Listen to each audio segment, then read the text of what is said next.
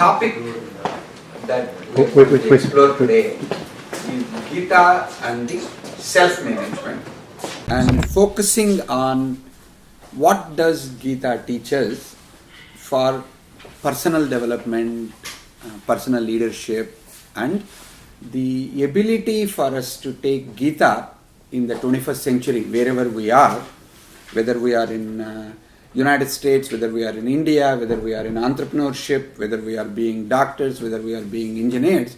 How can we learn and what we can learn from Gita?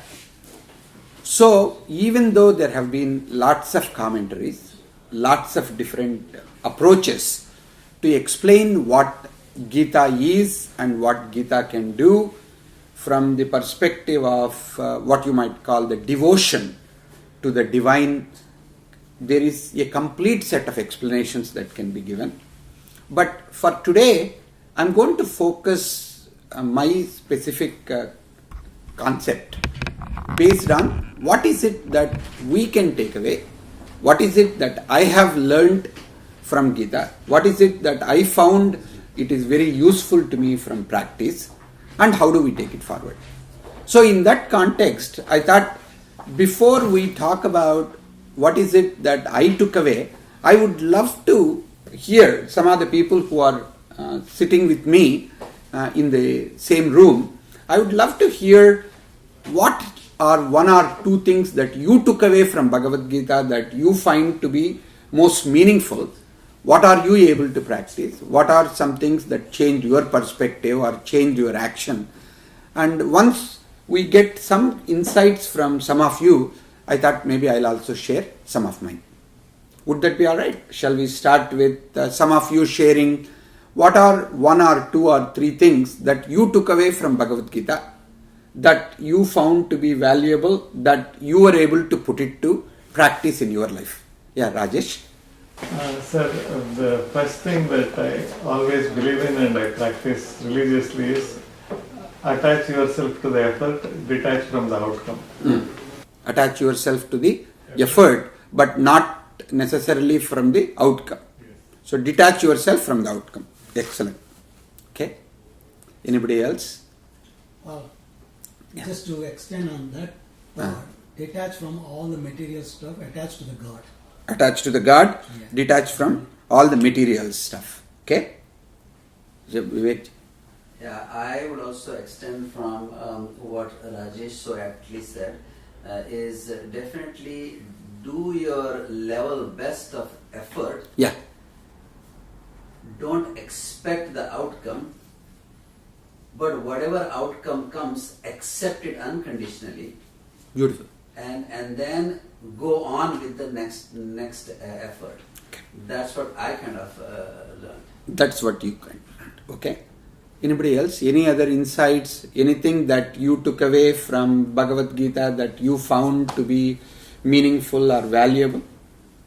Yeah, please. Next to you. Well, that is what I like is the sthita prajna. Okay. You won't be affected by anything, whether it's too good, too bad. Just maintain your calm and posture. Okay. Get on with your life. Okay. Do not take things personally. Have a certain sense of equanimity and balance, no matter what happens. That's right. Just flow with it. Okay? Alright. Anybody else? Good thoughts difficult. All the good thoughts, but it's very difficult. All the good thoughts, but very difficult. Difficult to implement. It's Difficult. really that. Okay. Yes, we all agree that karmanyavadhikarasya ma phaleshu kadachana, etc. But the real life, right? Means we do expect to raise, we do expect bonuses, we do expect the world of prosperity. Yes. It's very easy to kind of say, at least to me, I feel that it's no matter what we kind of a thing that hey, we should be detached and we should be all these things and personally feel very difficult things. Personally feel very difficult to practice. Yeah, yes. Alright. But then the other ways, because that is the one way, Yeah. and I do lot of work for this. But then other ways are there, like say Bhakti Marga and others.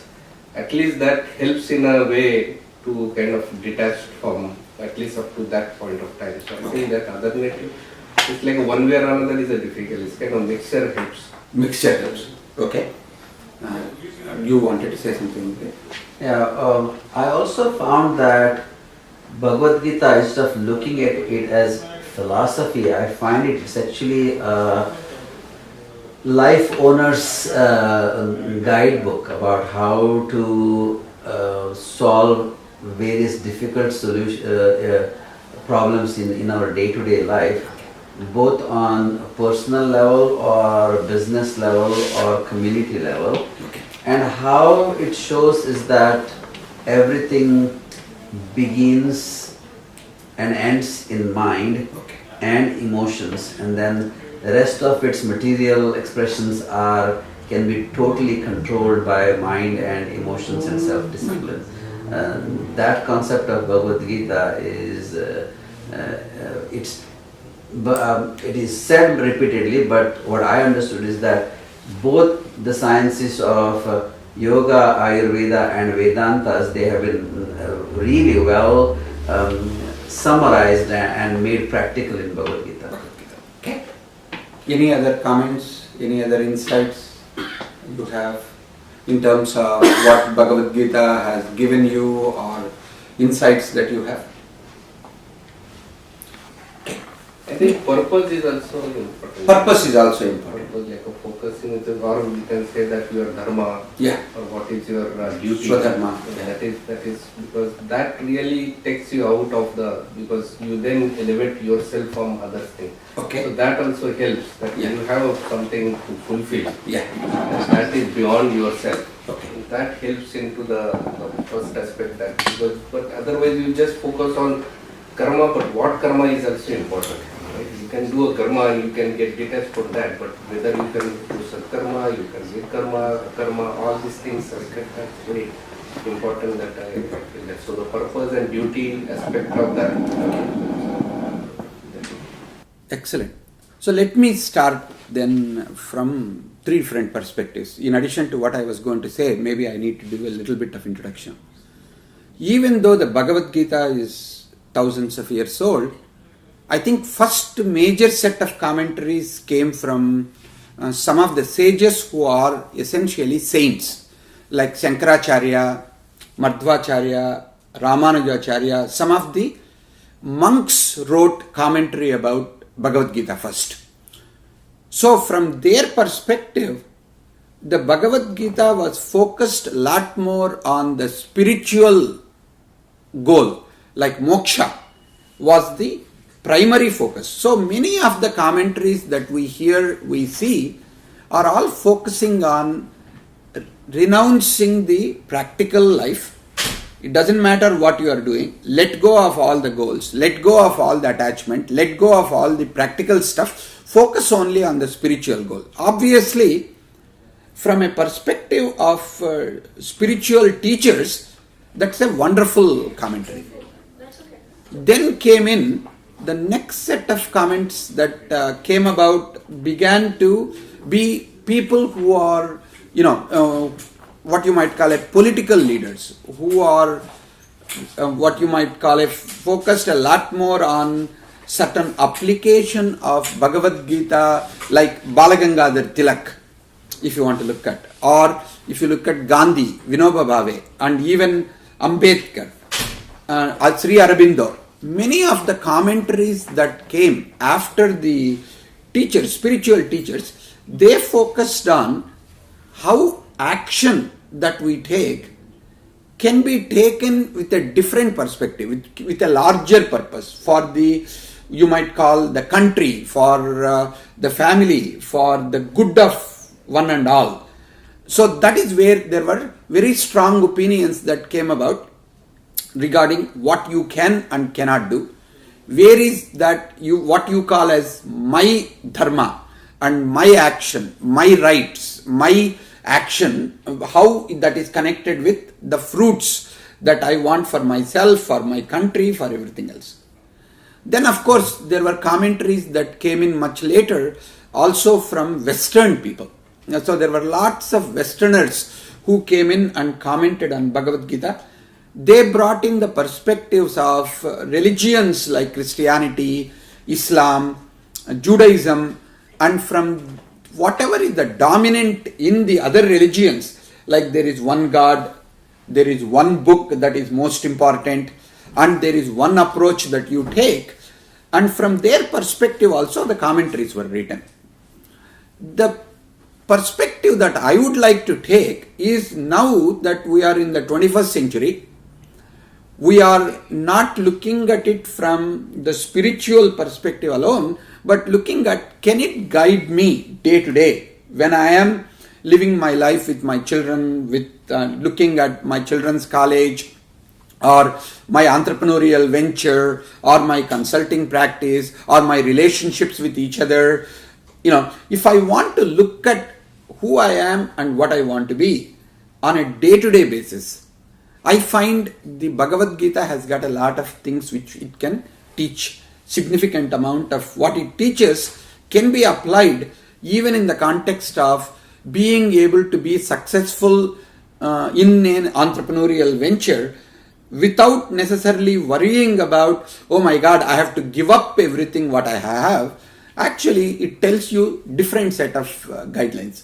So from that particular perspective, how can I live practically in a family life, in a work life, in a societal life, in collaborating with each other? What are some key points that I can take away from Bhagavad Gita? So I identified, based on what I have practiced and what have been most helpful, like 10 points from Bhagavad Gita. So that's what I thought I'll mention it, and we can elaborate, and we can stop any time and then discuss. I'll take about 10-15 minutes and then we'll have a conversation on this. I think the first and the foremost lesson that was hardest for me to learn but has been most useful for me is to say, I am not just my body. That was the hardest lesson for me. The key is to say, I am not just what I am shown from the physical sensations, or I am not my emotions, I am not my actions. I have a certain nature, but I am not that nature. I have certain moods, I have certain proclivities. I may become more angry than others, or I may be more ambitious than other people, or I may have a lot more interest in making something my own and I feel proud about what I have. All of those, it says, are what you have, but you are not that. You are more than your body, you are more than your emotions, you are more than your intellect, you are more than your ambition. You have something that is eternal, that is non-changeable, even though your ambitions, your interests, your relationships, your emotional attachment to your family, all of them will change. But if you can understand your true nature, if you can understand that you have divinity within you, like even in the Christianity and other religions, we talk about what you call kingdom of God is within you. So when you talk about that, here the Bhagavad Gita takes it to one step further. It says, whatever you call yours, the Atman is the word that it is used many times, the idea of soul, that soul is not corrupted by your body, your emotions, your gunas, your moods, your actions. You have essentially two parts within you. One is the unchangeable soul that is not just yours, but that is common to all the living things, non-living things, everything else. And then that particular soul has occupied your body, your mind and your emotions, and that gives the aliveness to it. So you need to be recognizing that I have my body, I have my emotions, but I also have something that is non-changeable, that is eternal, that is divine, if you want to call. So in some religions, it is almost called blasphemous to say, I am divine, I am God. But the Bhagavad Gita differentiates itself by saying, it doesn't necessarily mean you are God, but you have the divinity within you, operate from there. That was one of the first and the foremost lessons that I got. And that's a lesson that I need to keep learning and repeating and re-emphasizing for myself, because whenever I get caught with various emotions, I need to begin to say, these are the emotions I have, but I am not these emotions. That has been the most valuable. What I have versus who I am. That differentiation came out of Gita for me. The second thing that also became important for me, and what I learned, and that I ended up actually writing an entire book on that, it's about what Bhagavad Gita calls it as Gunas. Guna means a binding. Guna means a mood.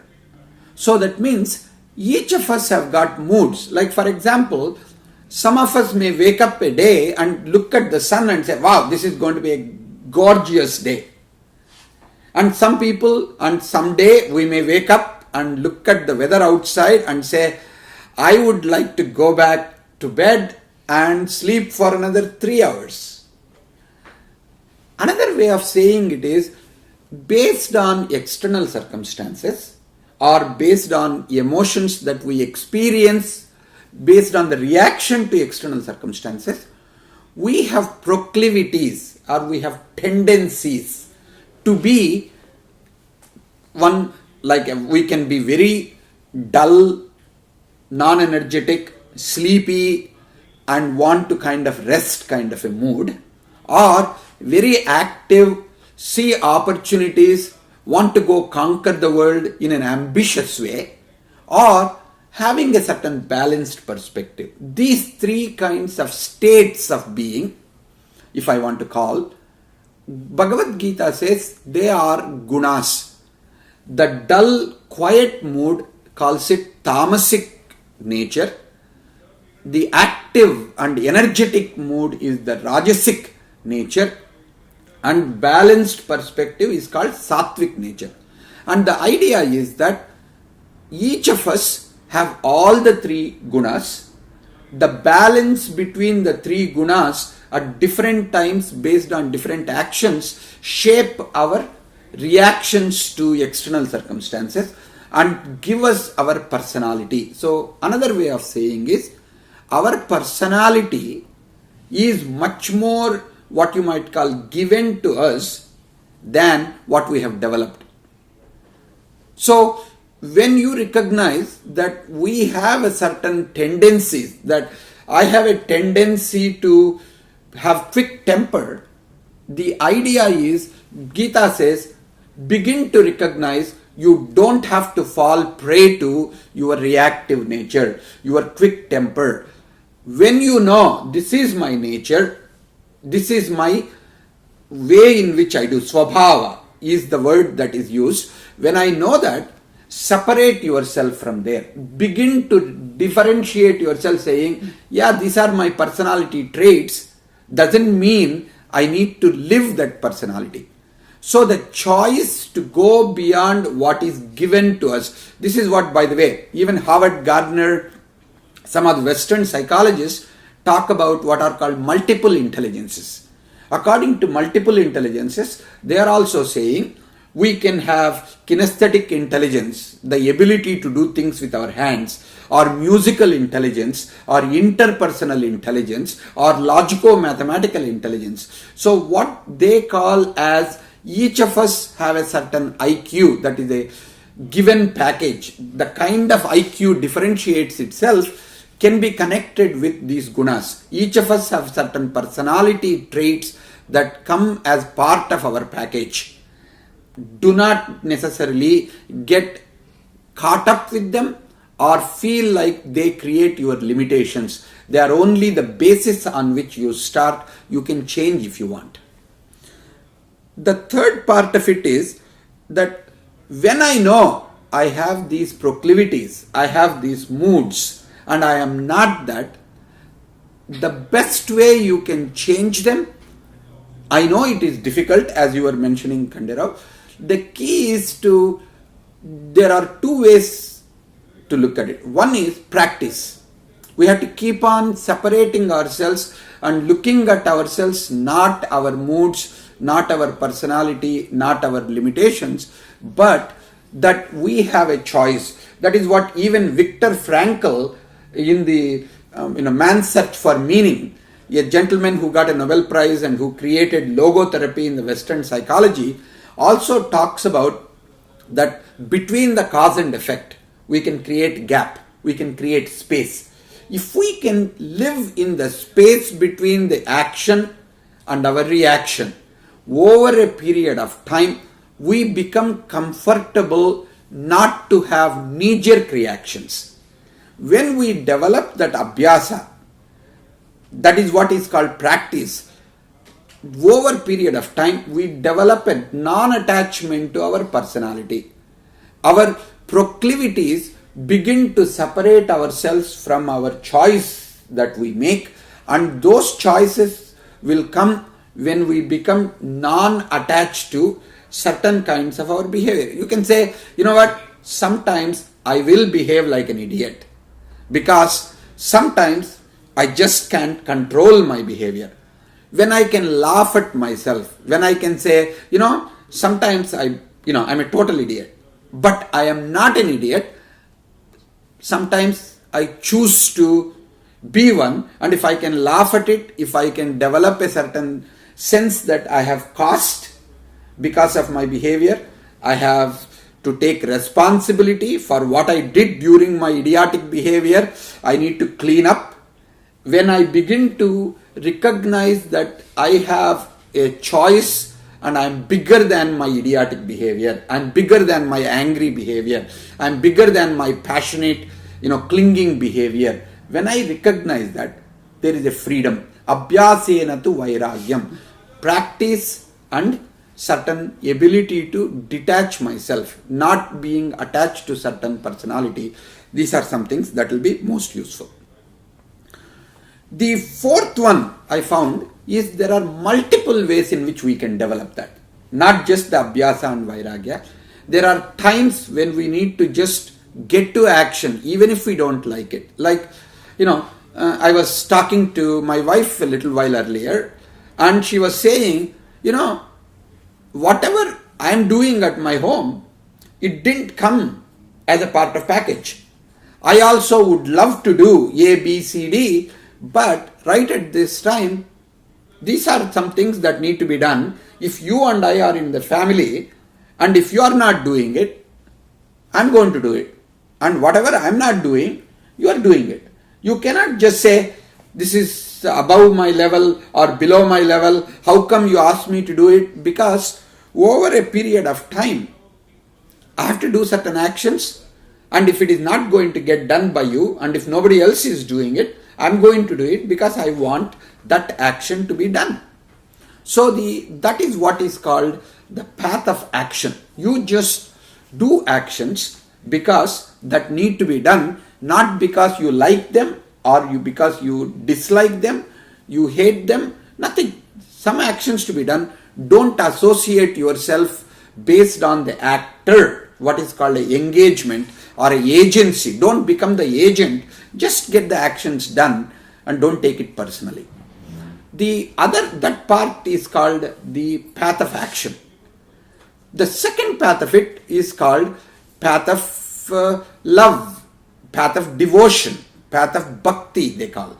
So while you are doing some of it, if you can remember that there is something larger than our own humanness, there is divinity, there is God, there is goddess, whomever you believe in, however you believe in, something larger than our individual identity, our individual ego, then surrendering to that larger force, surrendering to that larger consciousness, whether you call Brahman, whether you call Devi, whether you call Jesus Christ, whether you call, Allah, it doesn't matter. The key is, it has to be over and above your own ego, your own identity, your own personality.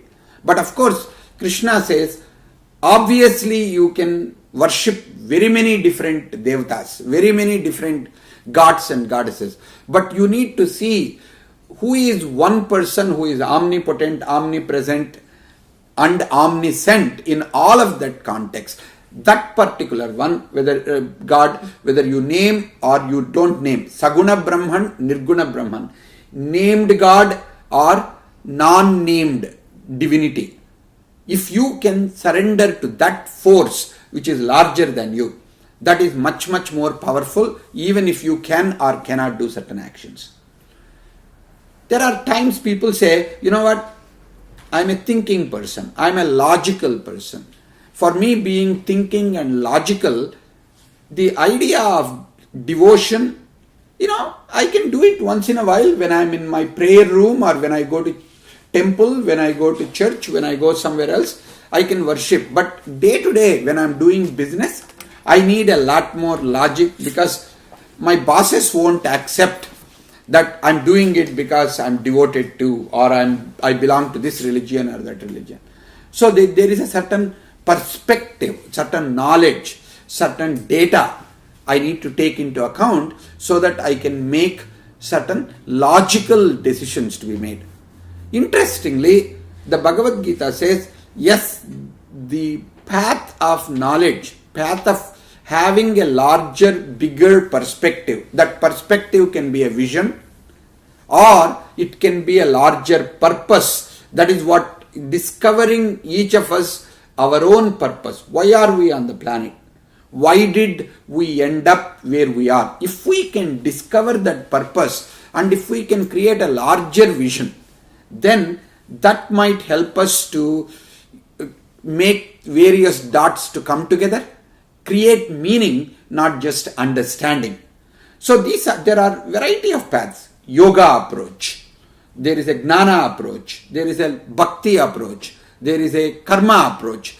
The key part is to recognize at different times, different ways, different people take those paths, but ultimately it has to come down to you taking responsibility and recognizing it begins and ends with you. Once you have that clarity, the end becomes the same. And this is the same thing like somewhere else also it is said. There is only one truth, one objective truth, but many wise people from many traditions speak about it in different ways. But the truth and where it ends is one and the same. That is what, God, divinity, self-realization, these are all the same thing.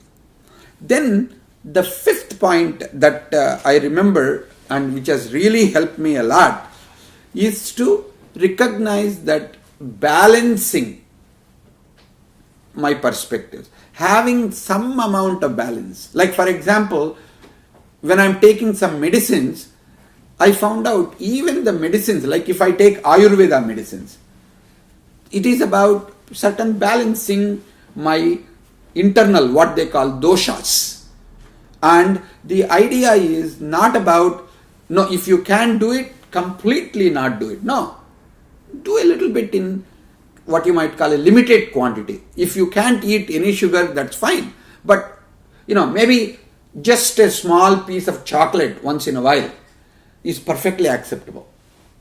Or something else is perfectly acceptable. So the idea of recognizing anything in extreme, Bhagavad Gita clearly tells that if you are fasting, doesn't mean you hurt yourself to fast. I have to do this. I need to keep this. That they say is a Rajasic way of fasting, or they say it is not necessary, it is inappropriate. You need to do some things with a certain equanimity, certain balanced perspective, being able to see the duality. If it is difficult, don't give up. If it is easy, don't overdo it. If it is something that brings pain, don't run away from it. Something that you are attached to, don't keep repeating the same thing. The going beyond the duality, going beyond the context of polarities which you talk about. You have to be like a pendulum. The clock only works if the pendulum keeps swinging from one end to the other end. If the clock stops as soon as the pendulum stops. So our life is also about bringing a certain balanced perspective, recognizing good and bad, right and wrong, all of these are perspectives with our limited knowledge. Because the God is omniscient, omnipresent, and omniscient, omnipresent, and omnipotent. From that particular perspective, bad and good are both different perspectives of the same context. Like, as many of you know, we talk about the creation, maintenance, and destruction are considered to be the same cycle. For each of them, we have the Brahma for the creation, Vishnu for the maintenance, Shiva for the destruction. These are the three forms of the same divinity doing different tasks at different times to complete the cycle. So if you want to experience the whole cycle, if you want to experience infinity, don't get caught up with good, bad, right and wrong duality. That is one of the biggest lessons that I have learned, and that's also something I find I have to repeat myself and I have to remember on a regular basis, because this is easy for me to forget. The question of balance, the question of equanimity, and recognizing both extremes, completely being attached to it or completely being detached to it, is not practical, it is not human. It is actually, for us to live in a practical living world, the ambition, as you said, Kandera, like, yes, I want my company to be successful. But if there is a purpose for my company to be successful, it is not just for me to make a lot of money. If this also has a purpose that it can serve in the society, if it can create something good for other people as well, if I can make my team to be successful, if I can make my customer to be successful, if I can make my society to be successful, suddenly I am going to get help from everybody else. So even though I may share a little bit of what you might call whatever share I have, but it allows everybody to grow the pie. Like in Silicon Valley we talk about, right? The 90% of a grape, which is what when a startup company starts, doesn't mean anything unless it becomes an orange, and hopefully you want to turn your company into a watermelon. A 5% of watermelon is going to be hundreds of times larger than 90% of the grape or 50% of an orange. But to make a grape-sized company into an orange-sized company, into a watermelon-sized company, which is what we call as a scaling up, it becomes extraordinarily important for me to pay attention to everybody else in my company, everybody else in my advisory board, everybody else who is a customer, and I need to provide a way to support them so that they will help my company to grow. That is what is called enlightened self-interest, which is something that Bhagavad Gita talks about quite a bit. To do that, the self-control, the control of the body, control of emotions, control of my buddhi or intellect. These are three things that Bhagavad Gita says are extremely important. I found over a period of time, I know how to control my buddhi, I know how to control my emotion up to a point, maybe only 50%. Controlling my body is much harder in my life. But for that particular purpose, what it says is, create a certain set of practices and principles. So for example, if you can create disciplines, I wake up at a certain time, I do A, B, C, D every day, I go for run, I walk and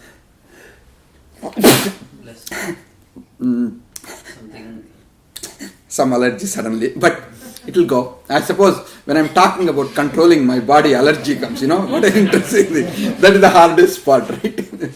So the idea of bringing some, what they call a principles, practices and values at my body level, and then my emotions level, and then my intellect, my direction, the larger purpose. If I can begin to bring self-control in these three things, then it allows me to relate to other people a lot more.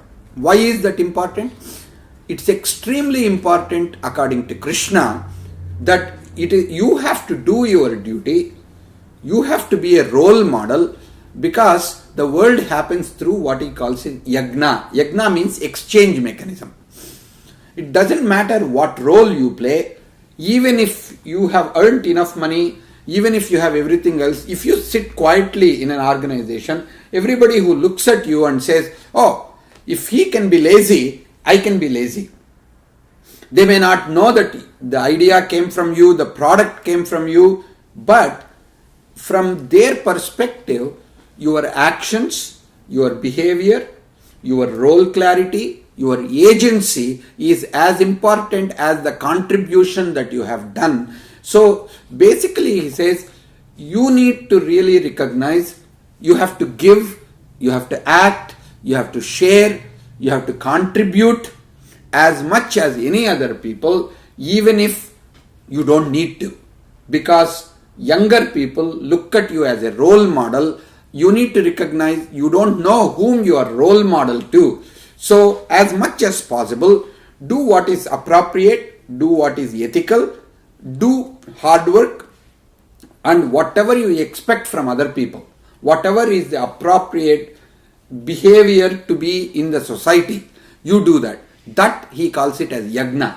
Yagna means the idea of doing whatever you are doing without being attached to a certain outcome. You do it because that is your duty, that is your responsibility, that is what your what you might call a contribution. So when people look at it and say, oh, just you have only authority to act but not to the fruits of action, how I understood it is, when you produce some results, when something shows up for you, it is not showing up as a cause and effect based on what you did, it immediately produces results. Lots of other people, without letting you know, they might have helped you to produce the kind of result that you produced. Do not become arrogant. Do not try to take responsibility and ownership for all what you created. Do not become egotistical saying that I made this happen.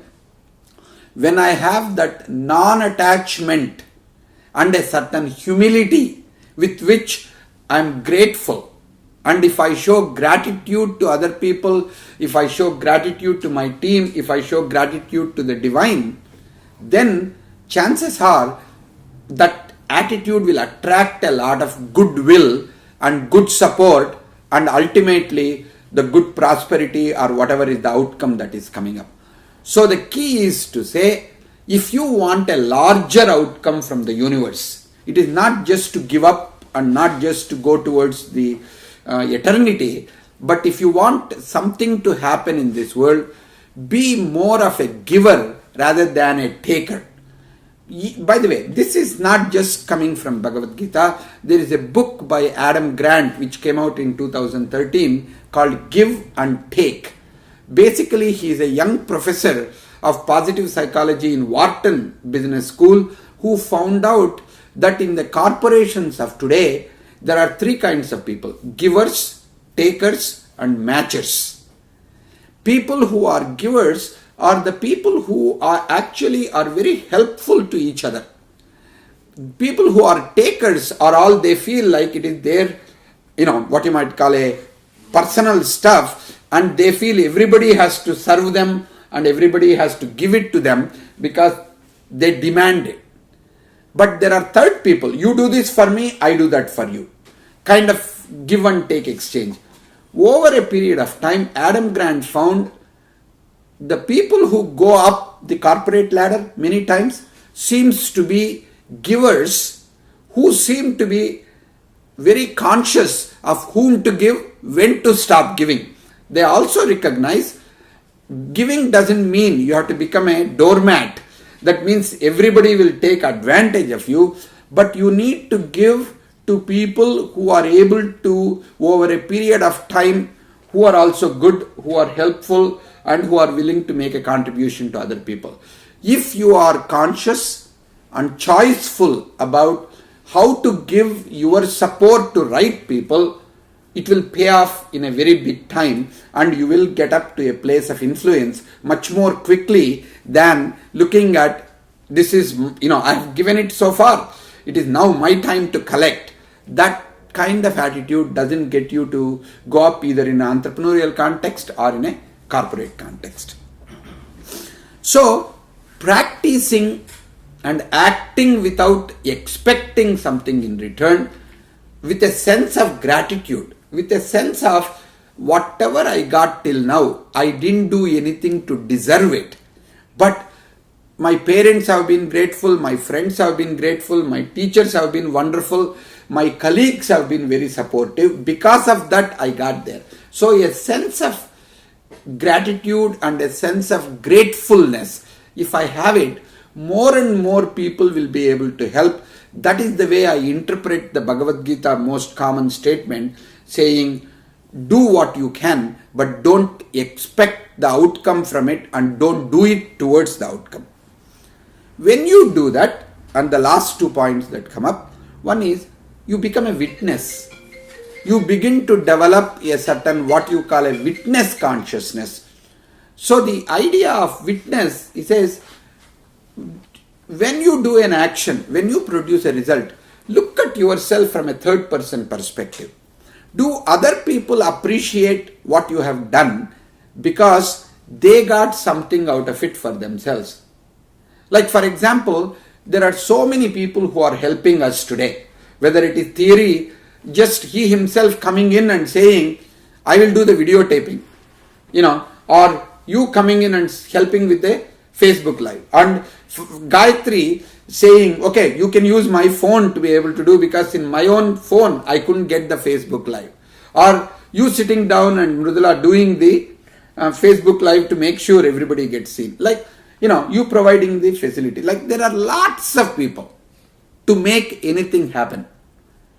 But if I say, I am making the presentation, I am the prima donna, or I am the chief guest, I need to be given appropriate respect, but nobody else deserves it. Very quickly you recognize, you go from invited guest to a guest to non-invited person.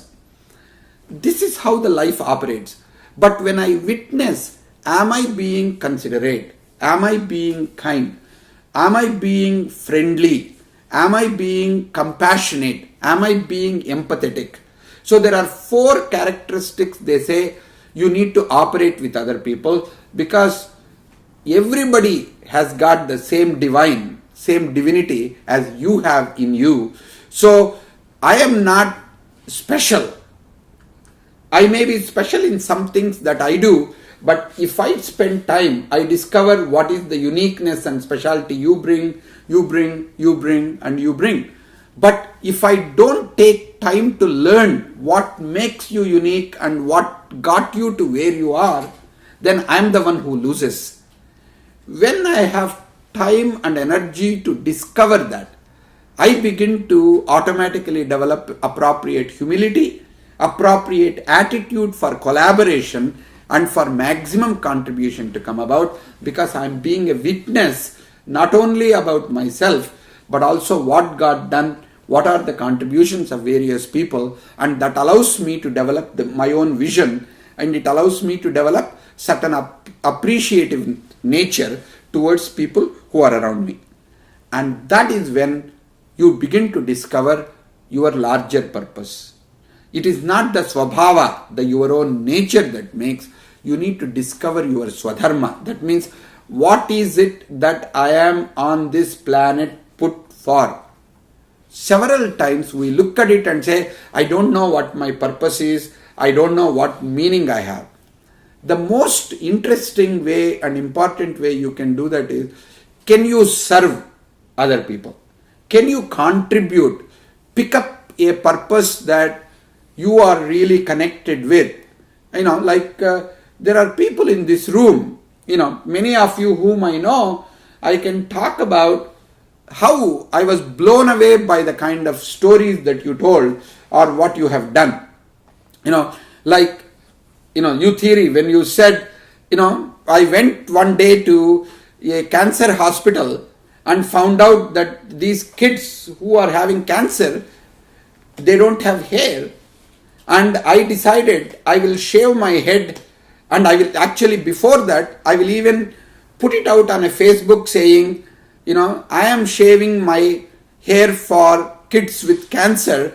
How many of you want to donate? And you said to me that you raised $4,000 for these kids, and you are keeping this in this way because you want to continue to feel the empathy for them. That was something that really blew my mind, to recognize that you found a purpose. You found that somehow you seem to be connected with people with cancer, and you want to contribute. You want to contribute to children. You want to contribute to other people. And when you do that, suddenly Bhagavad Gita says, when you are living that purpose of service or a contribution or sense of gratitude to give, in that place you begin to discover that you are growing, you are learning. What is growing and learning is your own divinity. So the humanity might actually be benefited by the divinity in the spiritual context. When you are ready to leave the world, maybe the moksha part of it that may come, but the Bhagavad Gita also says, when you are living in this world, if you can increase the divinity, if you can increase working with a larger purpose, contributing to other people, having a certain witness consciousness, and above all, having a sense of equanimity and a certain calm, collective attitude to whatever is happening, then whatever you are doing right at this time, that is called, he describes it as Brahmi Sthiti. That means a state of being in the consciousness of the divine. It is like you are the creator as a representative of a creator.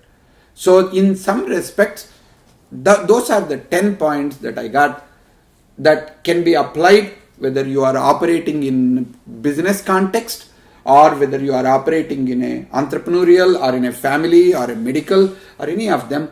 I believe that these lessons from Bhagavad Gita can be practiced in any stage, in any form, and doesn't necessarily mean it is about giving up, but it is more about respecting, honoring, and discovering that the world around us is also divine. When I can allow my divinity to interact with the best nature of everybody else, what I am creating is called Loka Sangraham. Then the world is becoming a better place. Then I am no longer living my individual ego or identity based purpose. I am serving the purpose of the divine. That means I am making the place a better place than when I came in. And that is probably ultimately what Gita says we all should be doing. So that is what I learned from Gita. And I would love to open up for questions, comments, and actually your own sharing and your own perspectives on that. I don't know whether I took 15 minutes or 45 minutes, but I just thought I should have put a clock in front of me. Time is relative. Thanks.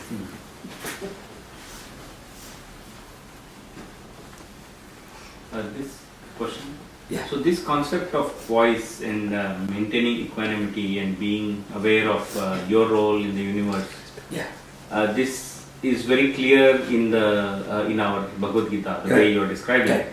Are there the same concepts in other religious texts that you have read, or like Judaism or Christianity, that kind of promotes the same concept? The exact words might not be used, but equanimity, balance, compassion.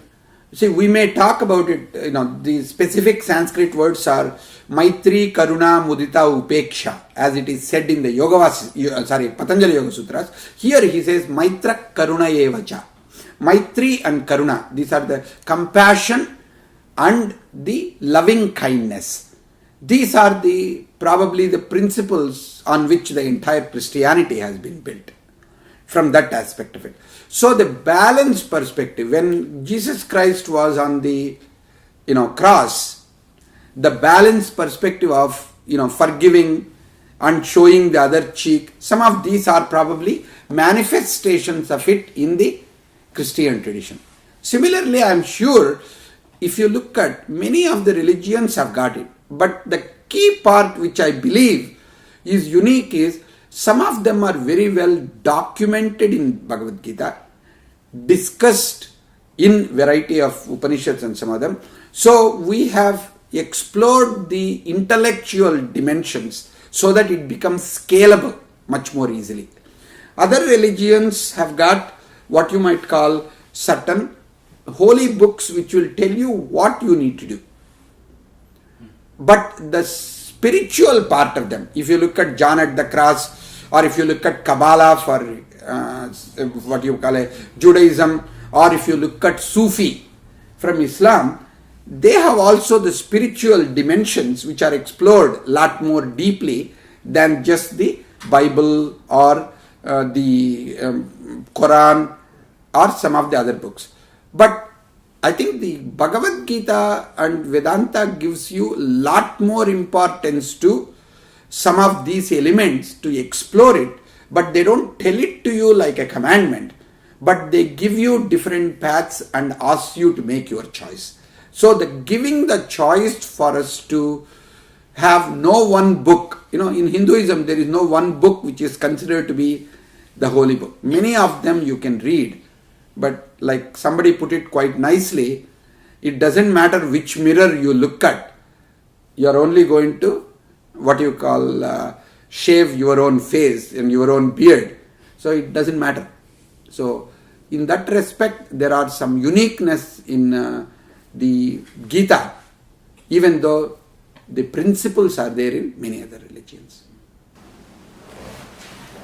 So, thank you once again for being such a good inspirer and stimulant for thought process. So, I was looking at it when it says karmanya vadika, so do your duty, but then how do we find out what our duty is? And many times I realize is that many of these duties come to us without us having any opportunity to choose or decide. For example, the moment I came here, I got the duty of a son. Yeah. I had no choice. The moment I was born, Your wife may not agree with you. that was the first one. Right. Then the moment I stepped into the school, I have a duty of a student. Then I fall in love or I get married, okay, that's where I have a duty of a husband. Yeah.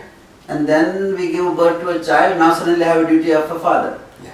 But it could be something different for somebody else, that their duty could be they are a daughter. Yes. Or they are a mother. I cannot do the duty of a mother because I have no choice. Yeah. So many of the, for example, for my profession, before I know, I have a duty of an employer. Yeah. And to my patients, I have a duty of a healthcare practitioner. So many of these duties, many times, we don't have choice. Yeah.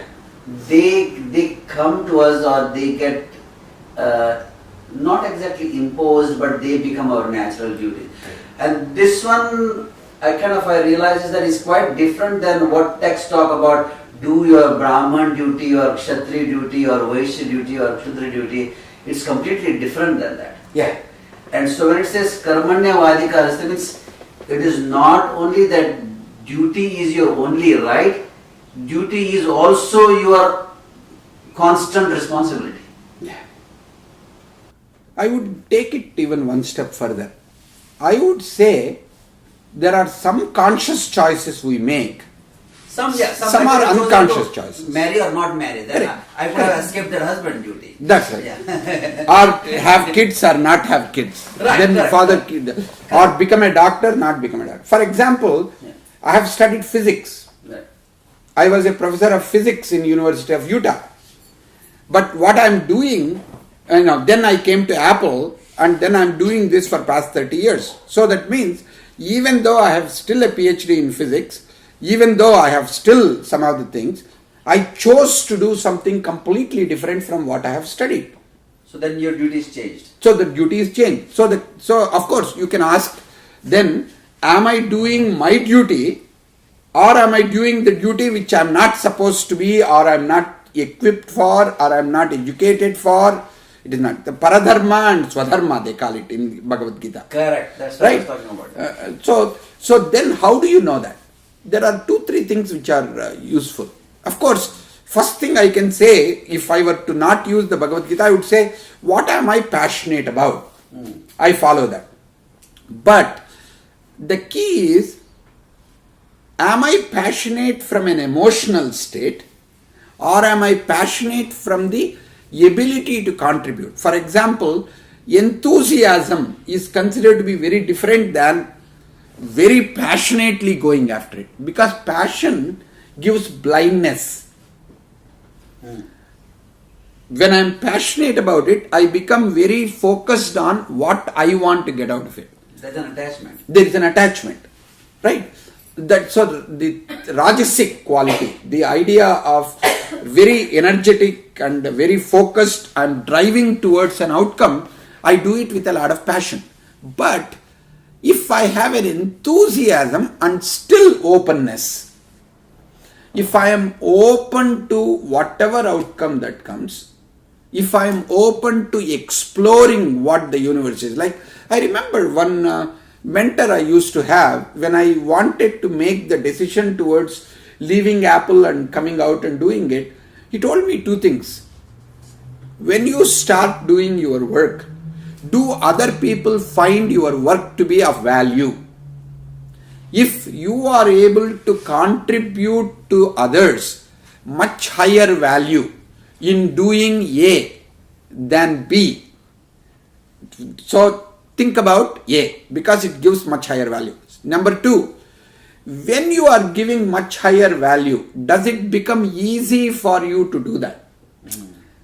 If it is effortless, if you are able to do a particular job much more easily, that you are motivated, you wake up into it, then chances are that may be your swadharma, that may be your true responsibility. Like my physics, maybe I studied it because I was influenced by my physics teachers, or I really got caught up with what the opportunities are. All of that could be at that particular time what I took. Maybe this is what I know now, because 30 years I have been managing to do this. So I believe that at some level I have found my purpose. I have found my duty. So similarly, the action that you take and the kind of outcome that you are generating may be based on, at some level, what you consider it as your choice. Where do you own that choice in a way that it is beneficial not only for you but also for the other people? If you look at it from both, then you know whether you are doing the right yagna, you are doing the right exchange or not. So that is where the 3rd chapter gives you a lot more answers in that area. One concept I wanted you to expound on was, you were talking about we shouldn't be extreme detached or extreme attached, and not on the 2 extremes. And I was very fortunate about 30 years ago to attend some presentations by one of the Bay Area philosophers known as Santa Keshav Das. Okay, he was in Oakland, and he used to do these kirtanas, okay, almost like stand-up lectures, okay, in English.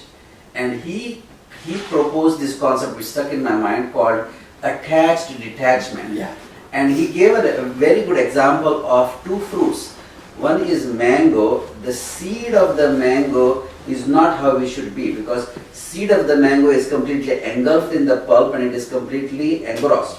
Whereas he said, if we want to be like a seed, we should be like a cashew seed, okay, where it is not inside the fruit but it is outside the fruit. So it in a way has some attachment but at the same time has a lot of detachment. And it was a wonderful simile that stuck in my mind. Is that you should not be like a mango seed, but you should be like a cashew seed, okay, where you are attached, but at the same time you have a lot more detachment.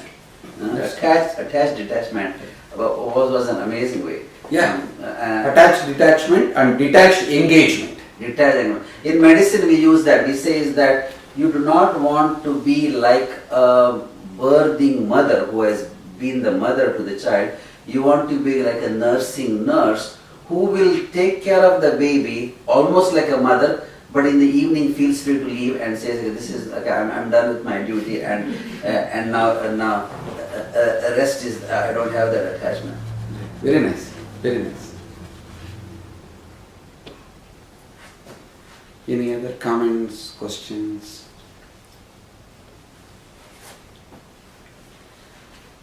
I want your comment on one thing that I have always been questioning myself whether this is makes sense or not. What I thought based on my learning of Ayurveda and yoga is that all of these sciences with the concept of balance, though they talk about truth, my understanding, and please correct me, truth as I see is not absolute. Truth is personal, contemporary and relative. So for example, in Ayurveda we say is that we cannot say that milk is good. We say milk is good for a pitta person because it cools them down, but the same milk is not good for a kapha person, which congests them. Correct. So now truth, we cannot say sentences milk is good and put a big billboard and say that milk is good, like they show the ads of the milk. So then it also is that milk is not good for the pitta person all their life. Yeah. It is good for them in their middle age, but for the same pitta person in their 80s, it can be gas forming. So it's now contemporary. So it is good for them at certain times.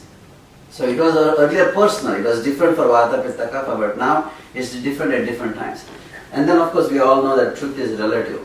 So what is Gita's or what is your personal commentary on that? My understanding from Gita or my understanding of truth is there are relative truths and there are absolute truths. Okay. And so that means the truth can have multiple layers. At a superficial layer, it might be, as it is said, like somebody articulated it in one particular way, this is the truth, I have to take it because, like, let us say, you come to me and I'm selling something. I say, I paid $20 for it. You don't have any other way of validating it and you trust me. So the only truth that you have is the truth that is told. But later you find out, actually I said it that it is $20 because even though the same exact medicine I am giving it to somebody else for $1, I found they don't have the money for it.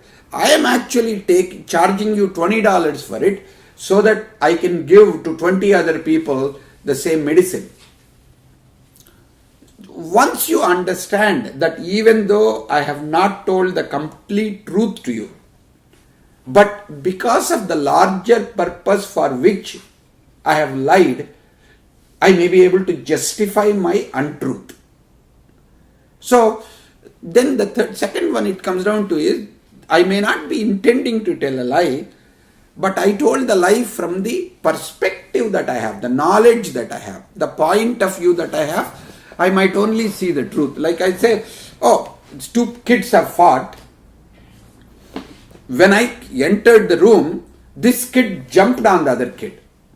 So from my perspective, he was the one who was aggressive. So I can say, from where I saw, he was the one who initiated the fight. But I might not have seen the other guy threw a stone at him and then this guy jumped on him. So that means Desa, Kala, Paristiti. That means Desa means the space, Kala means the time, Paristiti means the context. All of them make the different layers of truth to become much more important than other. But when we talk about absolute truth, that is the divine truth, when I talk about divine, there is no relativeness in that. So that means if I am talking about a patient, there is a relativeness. Or within a patient, morning, so for example, Ayurveda, I have heard that you can eat curds in the morning, some people, but same people in the night, curds is bad. So the idea is, depending on what level of truth that you are interested in, there can be like an onion, you can keep peeling it. But when you come to absolute nature of what is my true nature and where am I going, what do I deeply believe in, when I look at it, then the relativity only leads to confusion. The relativity only leads to needing the approval from somebody or denying myself. Like for example, we all tell our children, no, you should go into computer science, or you should do medicine, or you should do this. Why? Because that is when you can make good money, you can get good jobs, you can buy decent homes. Actually, any homes in the Silicon Valley. Right? So the context is, I am telling that because I want what is good for you. But from your perspective, I didn't ask you for advice. I don't care for what you like, and I don't want to live here anyway. From that perspective, suddenly you realize what you consider as good for them may not be good for them, and whatever you think is the truth is only relative truth, but I have only seen it from this angle. So when I begin to discover that there are layers of truth, but when you embody all of them, the divinity within that is only absolute. Everything else is relative. That's what I understood from Bhagavad Gita also. So I can keep looking at who I am, I can keep searching for it, but when I am balanced, I don't need to know. I don't need to be God. I don't need to die and go to heaven, or I don't need to go to moksha. I don't need to have that. When I can have peace, that's why he says in the second chapter, the whole idea of Sita Prajna Lakshanas, he says Brahma Nirvana Muchyate. The idea of, he says, a person who is balanced, he comes from peace. The happiness emerges from the choices that he makes. So happiness is not a place where you go to. A happiness is a place where you come from. How do you know that? You have peace of mind. If you don't have peace of mind, hankering after any of this is not going to give you peace of mind. And going after peace of mind with a real velocity is the Rajasic nature. Saying, if it comes, it's okay. If it doesn't come, it's okay. I don't care. Is a tamasic, like a functional smart. But I'm going to do my best, but not get really caught up with my personality, my judgment. My success doesn't depend upon me reaching it or not reaching it. That is what is called a balanced perspective to be able to take. Sattvic. Any other comments? There are a few Facebook live comments. Okay, please. Gita Swami is saying hi, Prasad. Okay.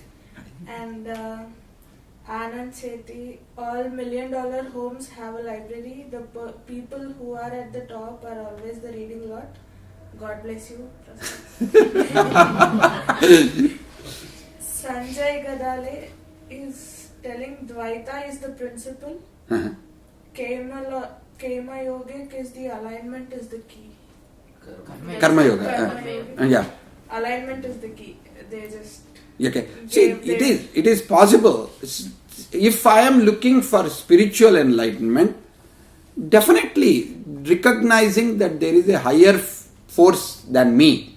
At that time, talking about Advaita, I am God, you are God, we are all God, actually only leads to headache and also arrogance. But at that time, if I trust in a God who is superior to me, and I surrender, I do what is called Saranagati, I can actually let go. That's probably the most powerful principle. Only thing is, again the question of Dvaita, Advaita, all of this, we are not at a level of recognizing what is appropriate. But the key would be, how can I serve and how can I be happy? How can I make other people be happy? And that happiness may mean making them successful, making my company successful, making my family happy, all of that, that's fine. So in that respect, Dvaita is look at everybody else as the God who is incognito. So then that makes it much easier. Then I can deal with everybody else as God and do my best to serve them. That might bring peace of mind not only for you but also in the relationship. Some more comments? But having said all that, Yeah. in the way of your own happiness, you may end up making others unhappy.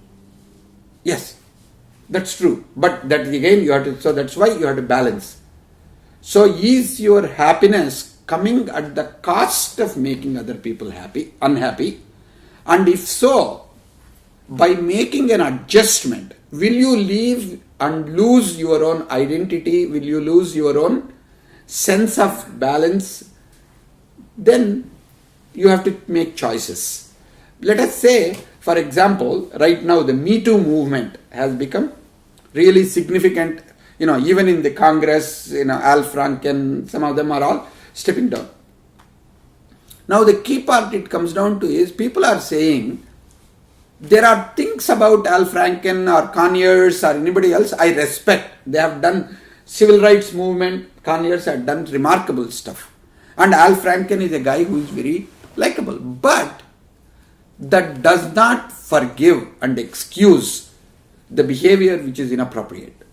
And if you notice, you can't just say, oh, right now it is not fashionable, so it is inappropriate.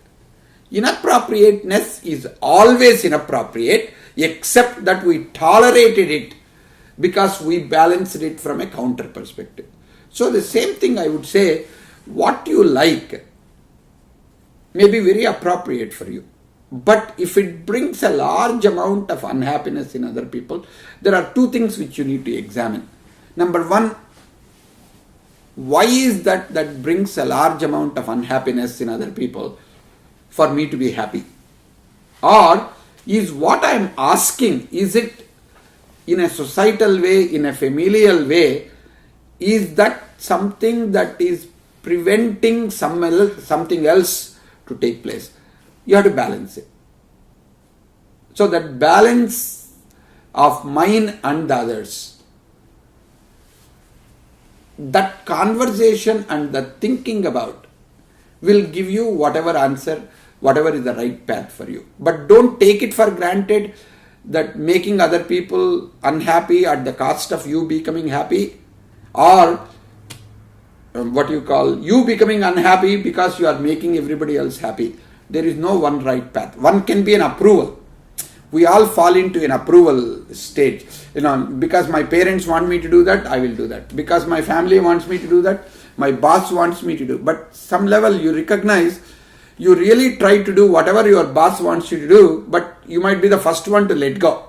Because you haven't added any value. You don't have any independent opinion. You haven't contributed anything new. You are not innovative. You always agree to whatever I tell you, and then the boss can fire you.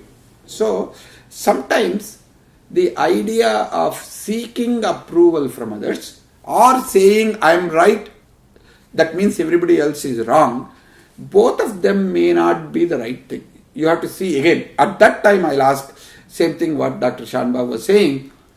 Is this the right time? Is this the right place? Is it the right context? Is it the right way to approach it? If you look at it, then you will find a solution that might increase the value of, or increase the field of happiness, if you want to call. There's also a big conflict between happy and right. For example, my son will be happy if I get him the latest iPhone X. But the right thing is not to get him, because let him first be worthy of it. Okay. So if what will make him happy and what is right for him can be two different things. So then what is my karma or duty as a parent is to make him happy or do what is right for him? You will not like my answer. Because are you trying to make me happy or are you telling me the right answer? No, I'm going to say, first of all, both of them may not be your choice at all. What I'm saying is, maybe it is not up to you to choose what is that he needs to do, but what you have control of, I'm going to give you this much money, this much you need to earn. How you want to allocate your resources to get what you want,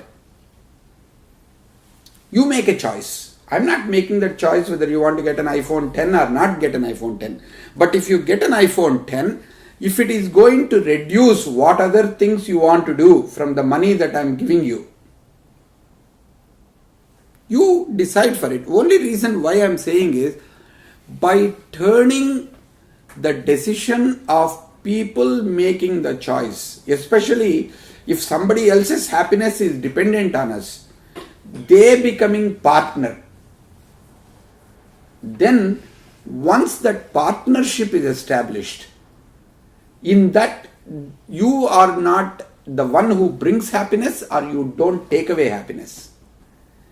You are actually giving the ownership of being happy or unhappy to your son, and that will become a lot more meaningful over a period of time, because you have mentored him how to make good judgment and good decision on balancing the needs versus wants, and that lesson will go a long way for him. So that is how I would look at it. Well, he is not asked for it. I can see that you are thinking of giving it to him, and so maybe next time we meet, maybe Gayatri or you can tell me whether you bought him one or not.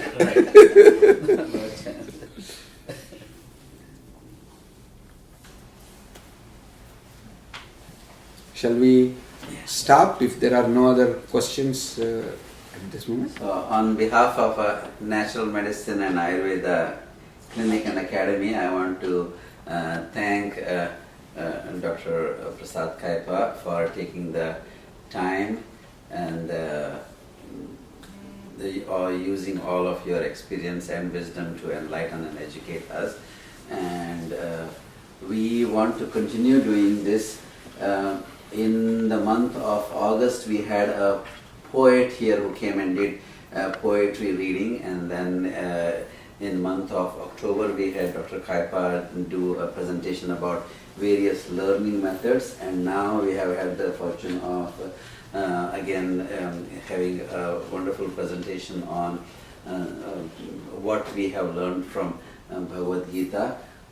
Specifically the Bhagavad Gita topic, this is just scratching the surface. We want to continue on this one, and we might work on doing this once a month or twice a month here, and this is something that what we actually got this place ready for, as an academy where we can do something that is completely free of cost for the sake of public education. So thank all of you for joining us here, and we encourage you to put down your email address so that we can keep you posted. For example, many of you here today were also there for the previous presentation, and we could send you an invitation. There is some information about who we are, what we do. So Dr. Samika, if you can just circulate that to specifically the new people who are here. Feel free to ask us questions about who we are and what we do. We have some herb teas and some fruits from our own backyard, so feel free to enjoy them. If you want to take few with you home, feel free to do that. And again, I want to thank each and every one of you for coming here and letting us do this yagna, as you said, of our duty as a doctor, as the first as the teacher. So we want to continue doing more of this. If there are any other suggestions of what other way we can make use of this space for sharing information, we are open to that. And this is on Facebook Live, and then we also have video, so we'll try to post it on our website. So those of you who did not get all of it, if you want to review it and learn from it by watching it again, we will have it on our website. Or share once it. again. Or share it with others. Say again. Or share it with others. Or share it with others. So feel free to hang out here. Okay, we have a library of Ayurveda Yoga. I have about good 10-15 books all related to Bhagavad Gita, including Lokmanya Tilaka's Gita Rasya all the way to Prabhupada's Gita. And at some point I'm going to finish my project, which is I want to collect 100 most important shlokas from Bhagavad Gita. It's quite a bit of work done, but at some point I would like to get your comments and forward on that one too. Thank you once again. Thanks everybody for coming.